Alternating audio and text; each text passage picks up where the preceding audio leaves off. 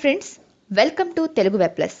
సాయి పల్లవి ఇప్పుడు తెలుగు రాష్ట్రాల్లోని సినీ ప్రేక్షకులను ఫిదా సినిమా గురించి అడిగితే ఆమె పేరు చెప్పకుండా ఆమెను పొగడకుండా ఉండలేకపోతున్నారు.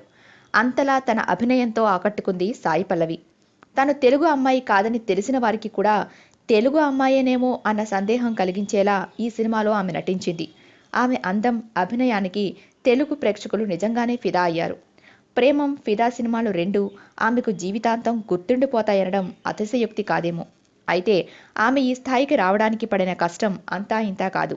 ఓ ఛానల్లో ప్రసారమయ్యే డ్యాన్స్ షో ద్వారా తెలుగు ప్రేక్షకులకు సాయి పల్లవి పరిచయమైంది. ఆ షోలో తన అద్భుతమైన డ్యాన్స్తో న్యాయ నిర్ణేతల మన్ననలు పొందింది. ఆమెను షో మొత్తానికే బ్యూటీగా పిలిచేవారు. అయితే ఆమె ఆ షోలో ఆద్యంతం జడ్జీలను ఆకట్టుకోలేకపోయింది. ఫైనల్లో ఆమెను షో జడ్జీలు ఎలిమినేట్ చేశారు. అయినప్పటికీ చెదరని చిరునవ్వుతో ఆమె కనిపించడంతో అందరూ ఆమెను అభినందించారు. తను ఈ షోలో ఎలిమినేట్ అయినప్పటికీ ఎన్నో విషయాలు నేర్చుకున్నానని, ఫోక్ డ్యాన్స్ బాగా నేర్చుకున్నానని ఆమె చెప్పిన విధానం సింప్లిసిటీకి నిదర్శనం.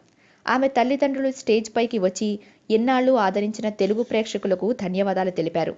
అలా ఎలిమినేట్ అయిన సాయి పల్లవి ప్రేమంతో నటనలో, డ్యాన్స్లో భేష్ అనిపించుకుంది.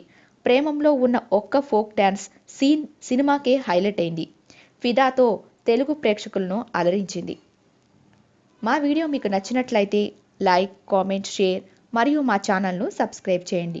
Bye friends, see you again.